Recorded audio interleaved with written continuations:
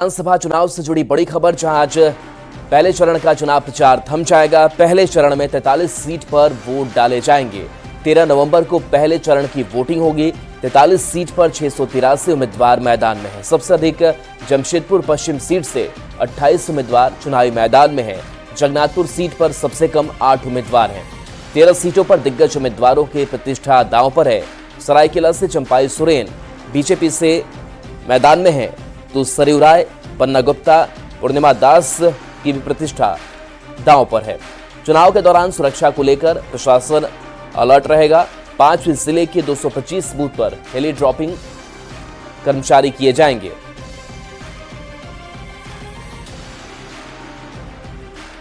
UP के CM Yogi Adityanath आज फिर झारखंड आएंगे। एक के बाद एक 4 जनसभा को संबोधित करेंगे।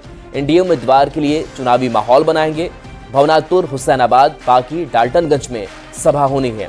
योगी आदित्यनाथ की पहली जनसभा भवनाथपुर में होगी। विधानसभा क्षेत्र में ये पहली जनसभा होगी भवनाथपुर में, जहां से बीजेपी उम्मीदवार भानु प्रताप शाही के लिए वोट मांगेंगे। इसके बाद वे हुसैनाबाद सीट पर बीजेपी उम्मीदवार कमलेश कुमार सिंह के लिए प्रचार करेंगे। तीसरी रैली पाकी विधानसभा क्षेत्र से बीजेपी उम्मीदवार शशिभूषण मेहता के लिए होगी, जबकि चौथी और आखिरी रैली डाल्टनगंज विधानसभा क्षेत्र में आयोजित की जाएगी, जहां आलोक कुमार चौरसिया के लिए योगी वोट मांगेंगे।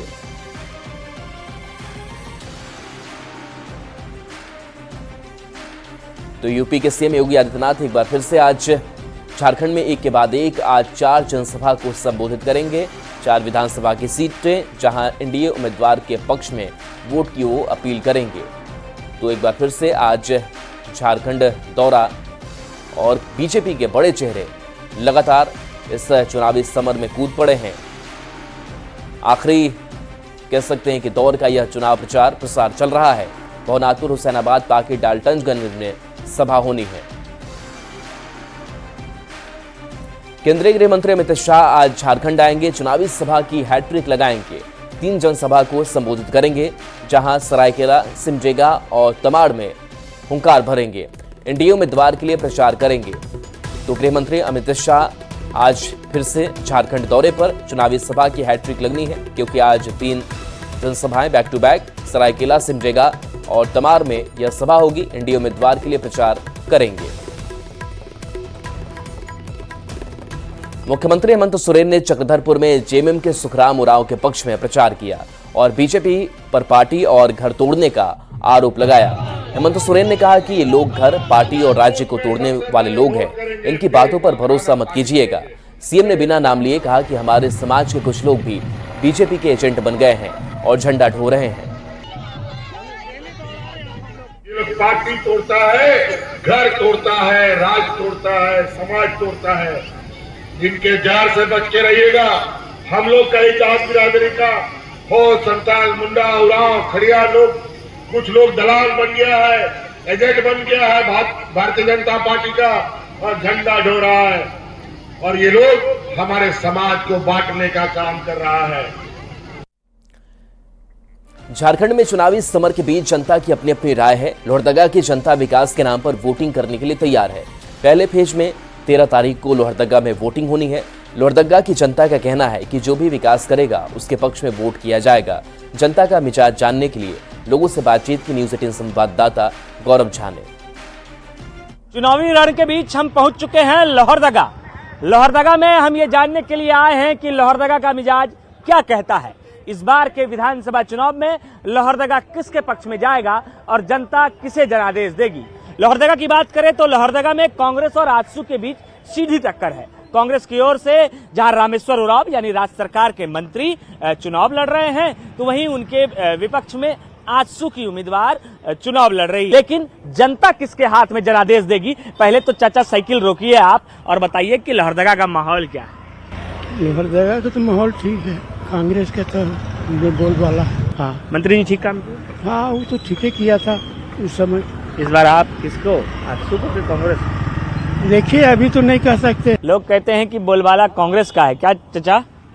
जी बोलिए, क्या माहौल है लोहरदगा का?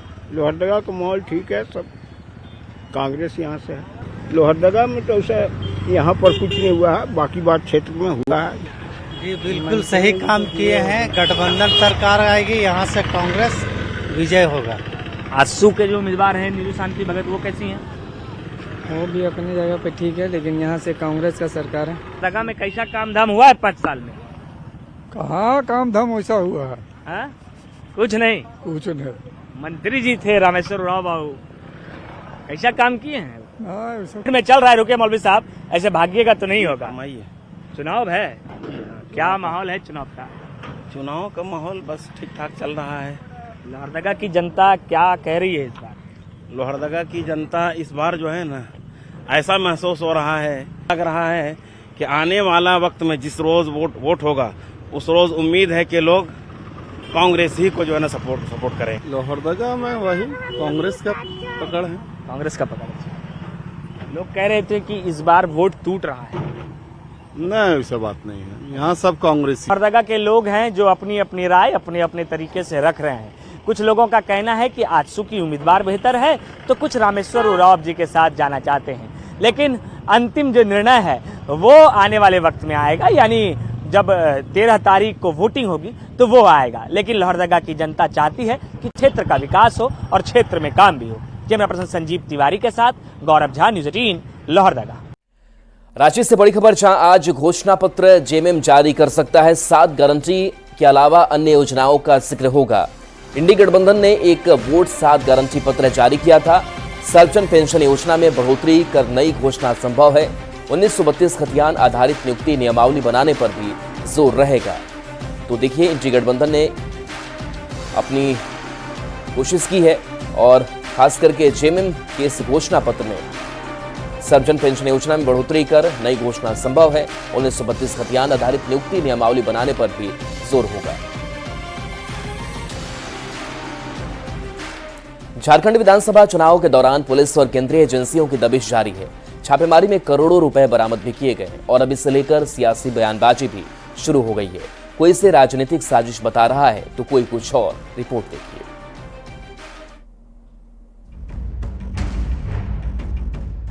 झारखंड विधानसभा चुनाव में भ्रष्टाचार का मुद्दा दिनों दिन बड़ा होता जा रहा है। बीजेपी केंद्रीय एजेंसियों की जांच का हवाला देकर हेमंत सरकार को भ्रष्टाचार और घोटालेबाज बता रही है, पर राज्य पुलिस की कार्रवाई को खानापूर्ति और राजनीतिक साजिश का हिस्सा करार दे रही है।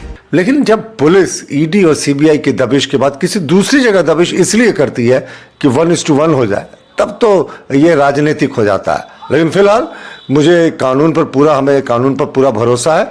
दबिश होनी चाहिए। हाल के दिनों में केंद्रीय एजेंसियों की तरफ से की गई कार्रवाई की बात करें तो 25 अक्टूबर को रांची, गिरिडीह और जमशेदपुर में रेड, आईटी ने लोहा कारोबारियों पर दबिश दी। 25 अक्टूबर को ही ईडी ने साहिबगंज में छापेमारी की। अवैध खनन से जुड़े मामले में सुनील यादव के घर दबिश दी। 29 अक्टूबर को आईएएस विनय चौबे के यहां छापा, ईडी ने नई शराब नीति में दबिश दी।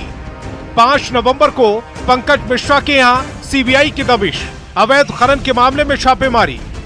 9 नवंबर को सुनील श्रीवास्तव के यहां छापा, दिनेश मंडल और उनके करीबियों के ठिकानों पर दबिश। अब पुलिस की कार्रवाई पर भी नजर डालते हैं।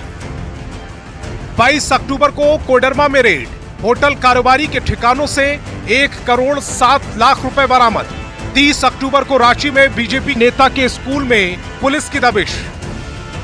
मदन सिंह के स्कूल से 1,14,99,980 रुपए बरामद।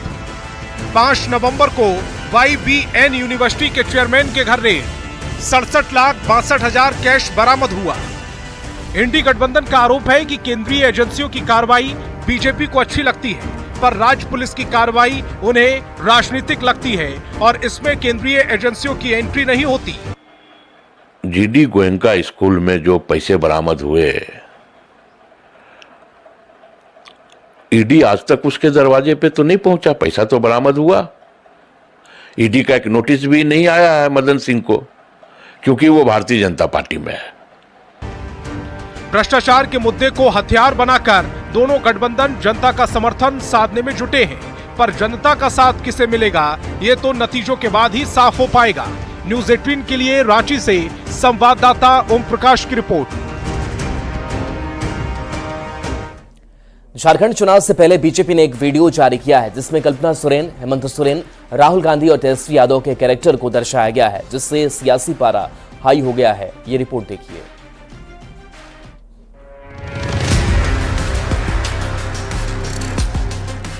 13 नवंबर को पहले चरण की वोटिंग होनी है, लेकिन उससे पहले सियासत चरम पर है। झारखंड बीजेपी ने एक नया वीडियो जारी किया है, जिसे देखने के बाद सियासी पारा हाई हो गया है। आज खाने में क्या बनवा रही हो? सरकार डुस्का। हमें लोकल डुस्का, खुद ब्रांडेड घड़ियां।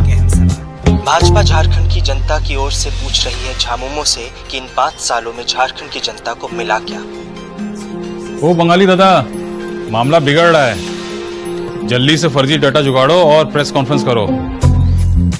आप जारी रखिए। इस वीडियो में सिर्फ हेमंत सोरेन और कल्पना सोरेन का कैरेक्टर ही नहीं है, बल्कि राहुल गांधी, तेजस्वी यादव का भी कैरेक्टर है, जिसके जरिए बीजेपी झारखंड सरकार को कटघरे में खड़ी कर रही है और इस बार झारखंड में एनडीए सरकार बनने का दावा कर रही है। आज मम्मी बता रही थी, हमारी दादी ने पीएम रहते हुए झारखंड आंदोलनकारियों पे गोली चलवा दी थी। 11 आदिवासी मर गए। हाल थी हमारी दादी भी। उन्होंने तो बिहार में आदिवासियों का तीर धनुष। अब इस वीडियो के सामने आने के बाद सियासत में भूचाल आना तो तय था। इनके लाश के ऊपर बनेगा। ये है राजनीति। अब हम पाखंडी झारखंडी बन के वोट मांगेंगे। जेएमएम ने बीजेपी पर हमला बोला है तो बीजेपी ने भी पलटवार किया है। मुख्यमंत्री बन जाओ कांग्रेस के समर्थन से, और जब पार्टी छोड़ दो, भारतीय जनता पार्टी में सम्मिलित हो जाओ, तो कांग्रेस के ऊपर ये इल्जाम लगा दो कि कांग्रेस के शासनकाल में गोलीकांड हुआ था। भाजपा वालों का काम ही है कि किसी बात को तोड़ मरोड़ कर पेश करना। अगर उनको हिम्मत है तो लालू जी जो कहे थे उनकी पूरे बात को जनता के सामने रखने का काम करें। अगर लालू जी कहे थे कि मेरे लाश पे बनेगा, तो उसके पहले के 4 लाइनों को क्यों छोड़ देते हैं, जब जिसमें लालू जी ने कहा था कि झारखंड मेरे कलेजे का टुकड़ा है और मैं अपने कलेजे का टुकड़ा नहीं होने दूंगा। वो कैसे भूल सकता है? और देखिए ना, ये गठबंधन भी कैसा है, झारखंड को बेचने वाले लोगों का, झारखंड को खरीदने वाले लोगों का, और झारखंड मेरी लाश पर बनेगा बोलने वाले राजद का। तो कुल मिलाकर कहा जा सकता है कि झारखंड फतह करने के लिए बीजेपी ने एड़ी चोटी का जोर लगाया है और अलग अलग तरीके से जेएमएम पर हमला बोल रही है। लेकिन अब ये तो वक्त ही बताएगा कि बीजेपी का ये हथकंडा कितना काम आता है।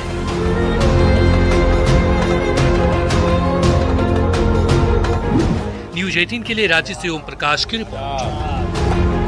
हर वादा झूठा है। हेमंत ने झारखंड लूटा है। लोभ, लालच और पाखंड को हराना है। रामगढ़ के भुरकुंडा में मुख्यमंत्री हेमंत सोरेन ने चुनाव प्रचार किया और बड़का गांव से कांग्रेस उम्मीदवार अंबा प्रसाद के लिए वोट मांगा। इस मौके पर हेमंत सोरेन ने एक बार फिर से बीजेपी की रोटी, बेटी और माटी के पुकार वाले बयान पर पलटवार किया और मणिपुर की हिंसा को लेकर निशाना साधा। हेमंत सोरेन ने असम के सीएम और झारखंड बीजेपी के सह चुनाव प्रभारी हेमंत बिस्वा शर्मा पर भी निशाना साधा और कहा कि अगर वह हेमंत बिस्वा शर्मा है तो इधर भी हेमंत है और मेरे साथ 50 लाख महिलाओं का आशीर्वाद है। विधानसभा में देखिए, इनके द्वारा कोई भी ऐसी योजना नहीं लाई, ना शिक्षा पे काम किया गया, मतलब किसी भी चीज को नहीं उतरने दिया गया। इधर तक यहाँ के जो जनप्रतिनिधि है उनको राज्य बदल कर दिया गया, अधिकतर जेल में रखा गया। क्या बात करेगा ये रोटी बेटी बाटी के बारे में? ये लोग तो सबसे अधिक लुटेरे रोटी बेटी बाटी के बारे में, सबसे बड़ा लुटेरा ये लोग। बेटी का बात करता है, यहाँ आसाम का मुख्यमंत्री बन रहा है 1 साल से, सुपारी ले रखा है इसका सरकार को गिराने का, लेकिन सरकार तो गिरा नहीं, लेकिन 23 तारीख को उसको धकेल के वापस आसाम भेजने का काम करेगा। अगर वो हिम्मत है तो यहाँ भी मजबूती से खड़ा 1 साल को मेरा माल नहीं दावा करता है। और पूर्णिया से बड़ी खबर, जहां देर रात बस दुर्घटनाग्रस्त हो गई। हादसे में 6 लोग गंभीर रूप से घायल हो गए। शराब के नशे में बस ड्राइवर चला रहा था। बेगूसराय से पूर्णिया ये बस आ रही थी। मरंगा थाना के पास डिवाइडर से बस टकरा गई। पुलिस ने बस को जब्त कर लिया है। बस ड्राइवर मौके से फरार बताया जा रहा है। तो पूर्णिया से खबर, जहां देर रात बस दुर्घटनाग्रस्त हुई है। हादसे में 6 लोग गंभीर रूप से घायल हैं, अस्पताल में भर्ती कराया गया है। शराब के नशे में बस चला रहा था।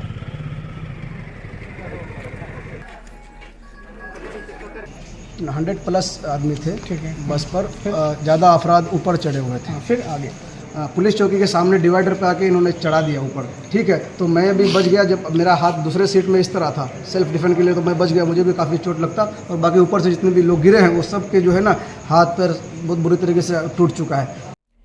बिहार में अगले साल होने वाले विधानसभा चुनाव से पहले तुष्टीकरण की सियासत शुरू हो गई है। लिटमस टेस्ट के तौर पर देखे जा रहे उपचुनाव के हर मंच पर सीएम नीतीश कुमार मुसलमानों के लिए किए गए काम का जिक्र कर रहे हैं।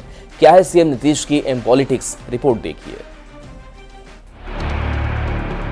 बिहार में अगले साल होने वाले विधानसभा चुनाव से पहले तुष्टीकरण की सियासत शुरू हो गई है। 4 सीटों पर हो रहे उपचुनाव में बिहार के मुख्यमंत्री नीतीश कुमार प्रचार के लिए जिस मंच पर जा रहे हैं, इस मंच से मुस्लिम मतदाताओं को लुभाने की पूरी कोशिश कर रहे हैं। अक्टूबर 1989 में हुए भागलपुर दंगे की याद दिलाते हुए सीएम कह रहे हैं कि उनकी सरकार ने मुस्लिमों के साथ न्याय किया। 89 में क्या हुआ था, भागलपुर में हिंदू मुस्लिम में दंगा हुआ था और उसका कोई काम नहीं किया। 2006 में हमने पूरी की पूरी जांच कराई और आप समझ रहे हैं कि सब लोगों के लिए दोषियों पर कार्रवाई हुई और पीड़ितों को हम लोगों ने मदद देना शुरू किया। आज तक मदद। बीजेपी से गठबंधन के बाद सीएम नीतीश कुमार बार बार हर मंच से इस बात को दोहरा रहे हैं। मुख्यमंत्री ये बताने की कोशिश कर रहे हैं कि मुस्लिमों के लिए उनकी सरकार ने क्या क्या काम किए। बावजूद इसके मुस्लिम वोटर आरजेडी और कांग्रेस को वोट देते हैं, लिहाजा सीएम मुस्लिमों से इधर उधर नहीं जाने की अपील कर रहे हैं। जेडीयू के मुस्लिम नेता भी यही बात कह रहे हैं। हमने आपको डर से निजात दिलाई, हमने दंगा से निजात दिलाया, हमने दंगाइयों को बंद किया। आप बेखौफ होकर के हमारे साथ आइए। जो आरजेडी वाले कांग्रेस वाले आपको डरा रहे हैं, उससे डरने की जरूरत नहीं। आपको ध्रुवीकरण की सियासत पर आरजेडी के नेता भी पूरा जोर लगा रहे हैं। लालू प्रसाद और तेजस्वी यादव को मुस्लिमों का सबसे बड़ा हितैषी बता रहे हैं। साथ ही गोधरा कांड का जिक्र कर सीएम नीतीश पर बटेंगे तो कटेंगे की राजनीति करने वालों के साथ जाने का आरोप लगा रहे हैं। ये तो गोधरा वालों के साथ पार्टनरशिप किए हुए हैं। ऐसे लोगों का ये समर्थन कर रहे हैं जो नारा बनाते हैं बटोगे तो कटोगे। ये तो गोधरा वालों के गोद में बैठ करके ये मात्र मुसलमानों को लॉलीपॉप दिखा रहे हैं। बिहार में चुनाव में अभी 1 साल का वक्त बाकी है। सत्ताधारी जेडीयू और विपक्ष में बैठा आरजेडी मुस्लिम मतदाताओं को अपने पाले में लाने की पुरजोर कोशिश कर रहा है, पर यह तो आने वाला वक्त ही तय करेगा कि किसकी कोशिश सफल होती है। पटना संवाददाता आनंद अमृतराज के साथ ब्यूरो रिपोर्ट, न्यूज़ 18। बाढ़ अनुमंडल के अगवानपुर में जेडीयू एमएलसी संजय सिंह का भव्य स्वागत किया गया। संजय सिंह ने कहा कि विधानसभा चुनाव में टिकट का फैसला पार्टी के शीर्ष नेता नीतीश कुमार और ललन सिंह तय करेंगे।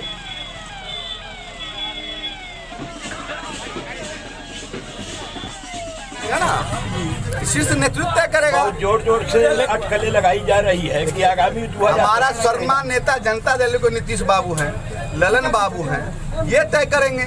ये तो लोगों का मांग है, लेकिन हमारे सम्मान नेता नीतीश बाबू है, ललन। हम तो महाराणा प्रताप का निमंत्रण देने 19 जनवरी और अभिनंदन भी है।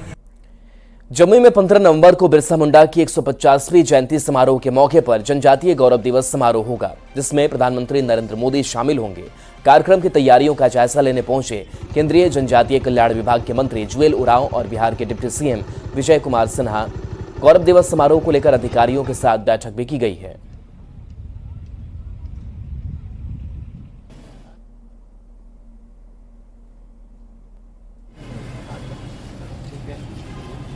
तो 15 नवंबर को बिरसा मुंडा की 150वीं जयंती है और इस मौके पर जयंती पर जनजातीय गौरव दिवस मनाया जाता है। बीजेपी बढ़ चढ़कर इस आयोजन को कराती है। कार्यक्रम में पीएम मोदी शामिल होंगे। केंद्रीय मंत्री ने तैयारी का जायजा लिया है। ये वो जगह है जहां पर तैयारी की जा रही है। बिहार के डिप्टी सीएम विजय सिन्हा भी मौजूद रहे।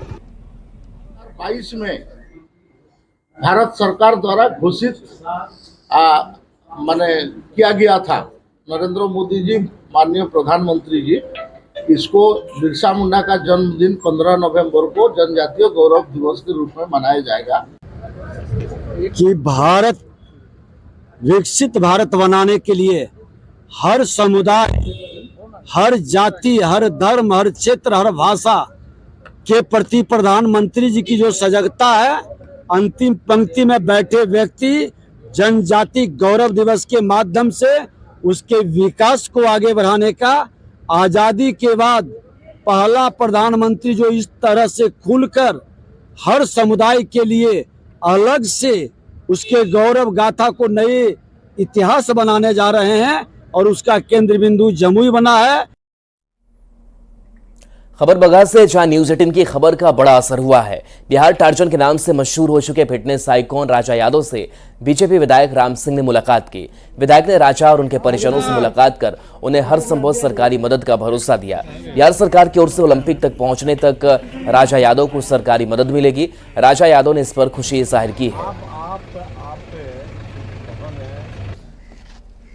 और ईश्वर की से प्रार्थना भी है, हनुमान जी से भी प्रार्थना है कि इनकी जज्बा जो है ओलंपिक में जाने का, ओलंपिक में गोल्ड मेडलिस्ट जीतने का, वो भी ईश्वर पूरा करे। क्योंकि उसके साथ साथ हर व्यक्ति को कहीं न कहीं अपना भी मनसा छिपा रहता है। क्योंकि हमारी मनसा है कि मेरे विधानसभा का यह बच्चा है, यह पुत्रोत समान है, इसको अगर ये गोल्ड मेडलिस्ट पाता है तो मेरे विधानसभा का नाम रोशन होगा, इसका माता पिता जी नाम रोशन होगा। जी, मेरे पास कल विधायक जी आए थे और उनसे मैं अपनी बातों को रखा। उन्होंने बोला ठीक है कि हम आगे बात करते हैं। तो विधायक जी ने आगे बात की है और मुझे आज वहां जाने का मौका मिल रहा है। तो खेल मंत्री जी से जो भी मेरी समस्या है, जो मेरी बातें हैं, मैं उनसे मिल के अपनी बातों को रखूंगा। जो मेरी चाहत है मैं उनसे अपनी चाहत का मांग करूंगा।